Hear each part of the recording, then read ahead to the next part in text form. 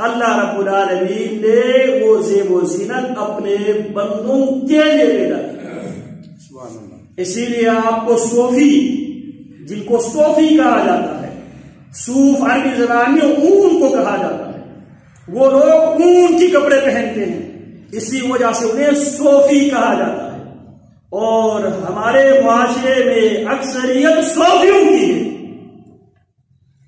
ہمارے معاشرے میں اکثریت صوفیوں کی ہے. اور صوفی جو ہے زیب و زینت کو درست اور جائز نہیں سمجھتے.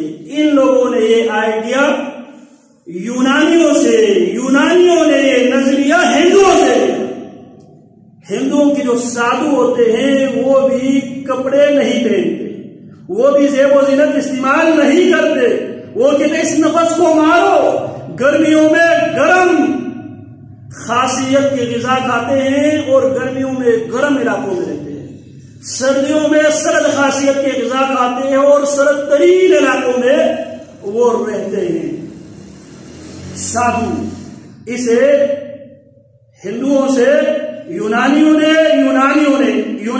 سے عیسائیوں نے، اور عیسائیت میں اسے رہبانیت کہا جاتا ہے، اور یہ بھی شدت پسندی ہے. وَرَهْبَانِيَّةً اتَّبَعُوهَا مَا كَتَبْنَاهَا عَلَيْهِمْ، اور ایسی رہبانیت جو انہوں نے خود ایجاد کیا، خود ساختہ ہے. مَا كَتَبْنَاهَا عَلَيْهِمْ، اللہ فرماتے ہیں ہم نے ان پر کوئی لازمی قرار نہیں دیا. تو صوفیوں نے یہ سارے لیا کن سے؟ عیسائیوں سے. عیسائیوں نے یونانیوں سے، یونانیوں نے ہندوؤں سے. اس لیے وہ زندگی بھر اپنے آپ کو دنیا کی تمام مصروفیتوں سے دور رکھ کر ویرانوں میں، جنگلوں میں، صحراؤں میں نہ وہ شادی کرتے ہیں، نہ وہ اللہ کے دیے ہوئے غذا، حلال غذا کھاتے ہیں، نہ حلال لباس پہنتے ہیں. اللہ کا شکر ادا کرو، اللہ نے ہمیں وہ صاف ستھرا دین، وہ منہج محمدی دی صلی اللہ علیہ وسلم. تو خوارج ابن عباس کی گیٹ آف پہ اعتراض کوشچن ریز کرتے ہیں. ابن عباس دو دلیل دیتے ہیں، یہ ہے منہج سلف.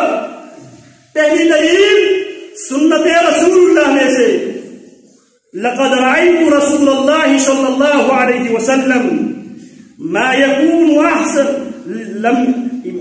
ما يكون من هدى، میں نے پیارے پیغمبر کو نفیس اور خوبصورت لباس میں ملبوس دیکھا ہے.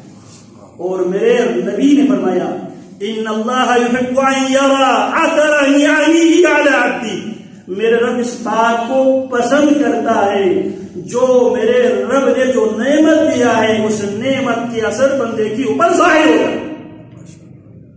اگر اللہ نے نفیس لباس پہننے کا آپ کو اللہ نے نعمت دیا ہے، رزق دیا ہے، وسعت دی ہے، تو میرا رب چاہتا ہے میرا بندہ میرے دیے ہوئے نعمت کو استعمال کرے، اور اللہ اپنے بندے کو اپنے نعمتوں میں دیکھنا پسند کرتا ہے. ان اللہ جمیل یحب الجمال، میرے رب خوبصورت ہے، جمیل ہے، جمال کو پسند کرتا ہے.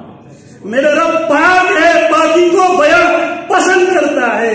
اسی لیے میرے دین میں الطہور شطر الایمان، پاکی شطر ایمان ہے، نصف ایمان ہے. جبکہ صوفیوں کے ہاں جتنا گندا اور ننگا ہوگا اس کو پہنچے ہوئے بابا کے کر اس انسان کی بعد میں پرستش اور عبادت ہوتی ہے. کیا خیال ہے؟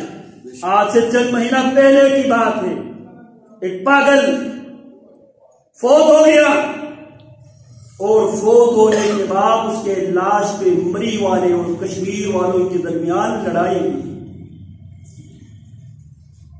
اور وہ بے لباس گھومتا تھا. میں نے خود اپنی آنکھوں سے اسے دیکھا. قیام مظفر آباد کے ایام میں بے لباس شلوار پہنے بغیر پتیلے کو گھسیٹتا ہوا پھرتا تھا. لیکن مرنے کے بعد اس کے لاش کے لوگ لڑ پڑے، اور افسوس کی بات یہ ہے کہ اس کو ضلعی انتظامیہ نے بہت بڑے توڑ کے ساتھ دفن کر دیا۔ لڑائی کس بات کی تھی؟ لڑائی بظاہر اس کے اوپر دین داری کی پٹی تھی، لیکن اصل لڑائی تھی پیسوں کی، تاکہ اس بابا کی قبر ہمارے علاقے میں جب بنے گی، یہاں پہ لوگ آئیں گے، مارکیٹیں بنے گی، لوگوں کے روزگار لگیں گے، اس بنیاد پہ لڑائی ہوئی۔ جبکہ ہماری شریعت میں حضرات صحابہ کی زمانے میں ایک بھی ہمیں ایسا بندہ دکھائی نہیں دیتا جو شلوار اتار کے پھرتا ہو۔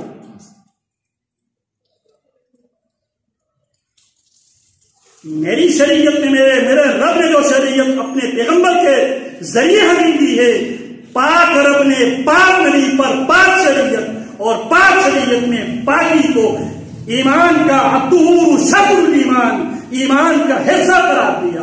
اسی لیے میرے نبی نے جمعہ کے دن ہر مختلف ہر بالغ کو غسل کرنے کا حکم دیا، نفیس کپڑا پہننے کا حکم دیا، خوشبو استعمال کرنے کا حکم دیا، اور میرے رب نے حکم دیا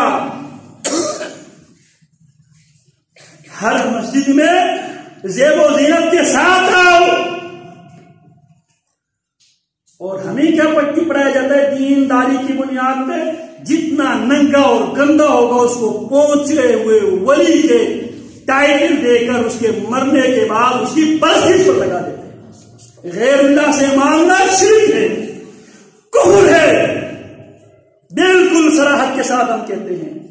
لیکن ہم فرد کے اوپر معین کر کے یہ کافر ہے، یہ مشرک ہے، بغیر زید کافر اور مشرک ہے، اسے کہتے ہیں تکفیر معین۔ کیا کہتے ہیں؟ تکفیر معین۔ تکفیر معین کی اللہ نے کسی کو اجازت نہیں دی۔ کیوں؟ ایمان کا تعلق اور ظاہر اور باطن سے ہے۔ آپ نے ظاہر کو دیکھ لیا، باطن کا علم صرف علیم بذات الصدور کا ہے، اور جب تک اس پر اتمام حجت نہ کیا جائے اس پر فتویٰ لگانے کی اجازت نہیں ہے۔ بات میں یہ کر رہا تھا، عبداللہ ابن عباس اچھے لباس میں خوش لباس زیب و تن کر کے نکلے۔ خوارج نے پہلا اعتراض ان کے لباس پہ کیا۔ عبداللہ ابن عباس نے جواب رسول اللہ کے طرز عمل سے قرآن مجید کی آیت کی روشنی میں ان کو جواب دے دیا۔ پھر قالوا ما جاء بك، ابن عباس ہمارے پاس کیا لینے آئے ہو، کس لیے آئے؟ فرمایا قلت اتيتكم من عند صحابة رسول الله صلى الله عليه وسلم من المهاجرين والانصار۔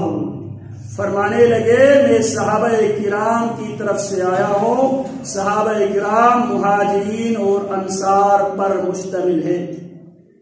لِيُبَلِّغَكُمْ مَا يَقُولُونَ، میں تمہارے پاس صحابہ کے موقف میں بیان کرنے کے لیے آیا ہوں۔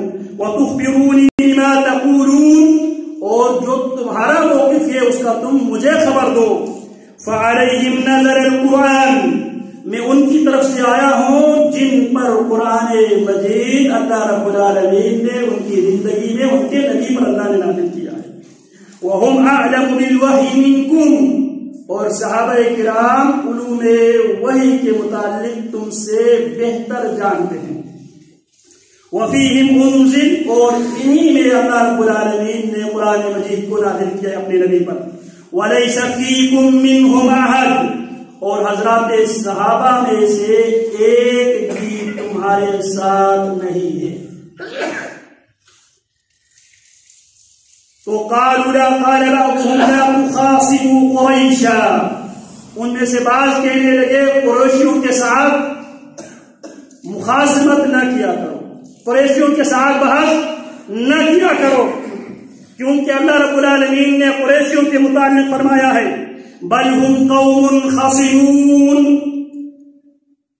یہ جھگڑالو لوگ ہیں۔ سیدنا عبداللہ بن عمر رضی اللہ تعالی عنہ خوارج کے بارے میں فرماتے ہیں انہم انطلقوا الى آیات نزلت فی الکفار فجعلوها على المؤمنین، خوارج کی نشانیوں میں سے اس نشانی کو ہمیشہ اپنے دل و دماغ میں رکھو۔ خوارج اور خوارجی فکر سے متاثر جو خوارج کے جو جراثیم جس کے اندر ہو، وہ ان آیتوں کو جو آیتیں اللہ نے کفار کے متعلق نازل کی ہے اس کو وہ مسلمانوں پر فٹ کرتے ہیں۔ کون کہتے ہیں؟ عبداللہ بن عمر رضی اللہ عنہ۔ اور یہاں پہ عملی طور پر وہ جناب ابن عباس سے کیا فرماتے ہیں؟ اپنے ساتھیوں سے کہتے ہیں لا تخاصموا قریشا، قریشیوں کے ساتھ بحث و مباحثہ نہ کیا کرو۔ کیوں؟ اللہ نے قریشیوں کے متعلق کہا ہے بل ہم قوم خصمون، یہ جھگڑالو لوگ ہیں، لہذا ان سے بات نہ کرو۔ ہر دور میں باطل پرستوں کا سب سے مؤثر ترین ہتھیار یہی ہے۔ جتنے بھی باطل گمراہ فرقے ہیں ان کا سب سے مؤثر ترین ہتھیار یہی ہے، بھئی ان سے بات نہ کرو، ان کے پاس آنا جانا نہ کیا کرو، ان کے پاس نہ بیٹھا کرو۔ جب آپ بات کریں گے توحید کی، بات کریں گے سنت کی، وہ آپ سے اس موضوع پہ بات نہیں کریں گے، بلکہ باقاعدہ